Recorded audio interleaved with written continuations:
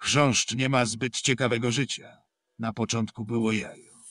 Tak, to zawsze jest jajo.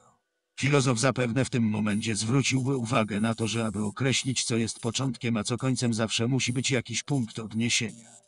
Tak też jest w tym przypadku. Choć kopulacja dwóch wielonożnych robali bynajmniej nie jest czymś, co jest w stanie ruszyć posad bryły świata. Faktem jednak pozostaje, że aby zaistniał początek jaja, konieczny jest ten akt, będący skutkiem popędu sił natury. Tak właśnie powstaje jaje, które na tym etapie prowadzi raczej dość nudne życie.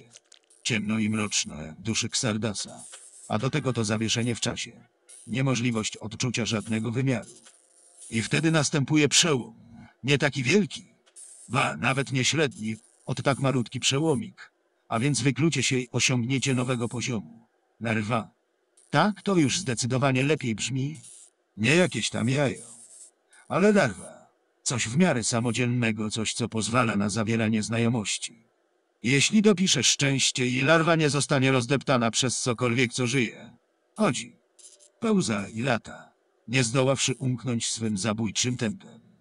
Jeśli nie zostanie pożarta żywcem przez wszystko inne, dlaczego jest jedynie małą przekąską, jeżeli nie zginie w okrutnych cierpieniach, stanie się poczwarką. To taki regres za złe życie jako larwa. A że każda larwa ma coś na sumieniu, każda musi zrobić krok w tył, stając się na powrót czymś tak żałosnym jak jajko, chociaż z dodatkami. Jeśli już nawet ten etap minie, jeśli ponownie uniknie śmierci na milion sposobów w ciągu doby, w końcu nadejdzie ten moment, gdy stanie się owadem dorosłym.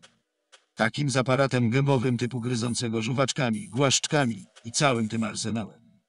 Dorosły, piękny, wspaniały, mobilny chrząszcz. Klasa.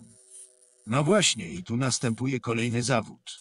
Gatunków chrząszczy jest od cholery, nikt nawet ich nigdy nie zliczył.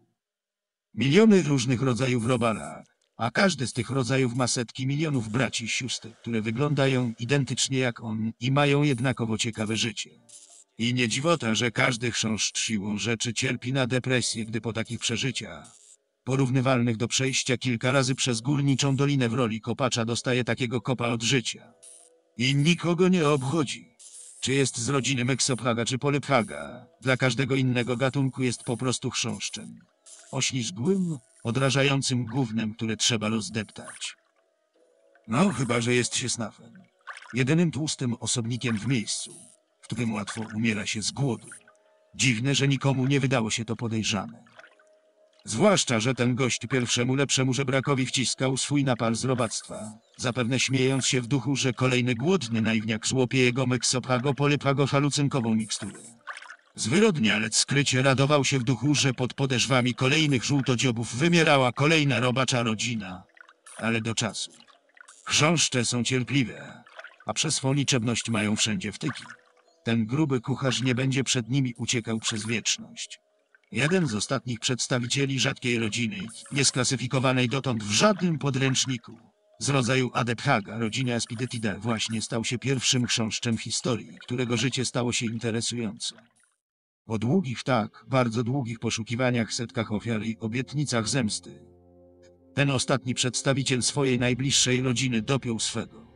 Odnalazł kata swoich bliskich na drugim końcu świata, a ten fakt sprawił, że jego czułki zadrżały radośnie. Snaf właśnie padł pod ciosem wielkiego orka, który następnie przystąpił do niszczenia jego karczmy w Jarkendarze. Upadł twarzą w podłogę. Na plecach miał krwawą szramę i prawdopodobnie przecięty kręgosłup, jednak nadal żył. To wystarczyło. Chrząszcz, którego dawniej nim na polecenie tego zwyrodnialca nie rozgnieciono i ugotowano całą jego rodzinę, niegdyś zwany był przez przyjaciół Bzyryt. W zasadzie jak każdy inny, gdyż chrząszcze nie porozumiewają się werbalnie, ale teraz nie ma to znaczenia. To był ten moment. Powoli zszedł z lady, pod którą chował się ostatnie pół roku. Miał szczęście, że Snaf tak rzadko sprzątał. Ostrożnie rozkoszując się każdą chwilą swojego triumfu, wszedł mu na ramię. Zastanawiał się, gdzie uderzyć. Żałował, że skurwysyn nie zobaczy jego twarzy, ale będzie wiedział, kto zakończy jego żywot, oj tak. Wszedł mu na kark.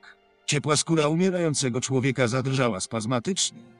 Zbliżył swoje żuwaczki do jego ciała, pragnąc zanurzyć je w ciepłej krwi. Nadszedł czas zemsty. Pierdolone robactwo! Rozbrzmiał głos. Czy te mory nigdy nie sprzątają?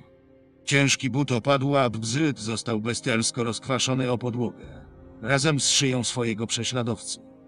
Jego żuwaczki nigdy nie dotknęły krwi Snafa. Jednak w gruncie rzeczy zemsta została dokonana. To jego historia.